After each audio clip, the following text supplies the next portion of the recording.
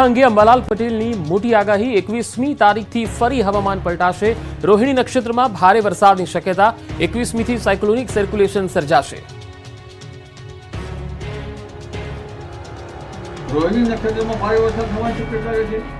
આ ઉપરાંત હમણાં કોઈ પણ ભાગમાં વરસાદ થવાની શક્યતા રહેશે। તારીખ 21 એક સાયક્લોનિક સર્ક્યુલેશન અવસ્થામાં બનશે। કેટલીક સિસ્ટમો બની રહેશે। કોઈ સિસ્ટમ 0 થી 1.5 કિલોમીટર ઉપરની પણ બની રહેશે, એટલે અપર લેવલની સિસ્ટમો પણ બની રહેશે।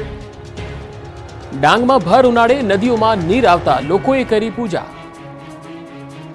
આ દ્રશ્યો ચોમાસાના નથી, આ તો ભર ઉનાળાના છે।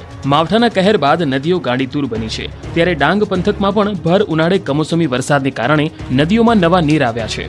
સુકાઈ ગયેલી નદીઓ ફરી જીવંત બની છે। માવઠું આદિવાસી સમાજ માટે વરદાનરૂપ સાબિત થયું છે।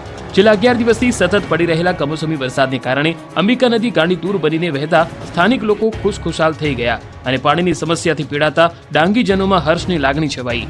નદીમાં પાણી આવતા સાધ્વી યશોદા દીદી અને સ્થાનિક ગ્રામજનોએ માતા અંબિકા નદીને સાડી અર્પણ કરી પૂજા કરી। ગ્રામજનોએ પણ કુદરતનો આભાર માન્યો। અંબિકા નદી ઉપરના નાના ઝરણા સહિત ગીરાધોધ સક્રિય થયો છે। ઉનાળામાં ગીરાધોધ સક્રિય બન્યો હોય તેવું પહેલીવાર જોવા મળ્યું, એટલે પ્રવાસીઓ ઉમટશે, જેથી આદિવાસીઓને થશે આવક।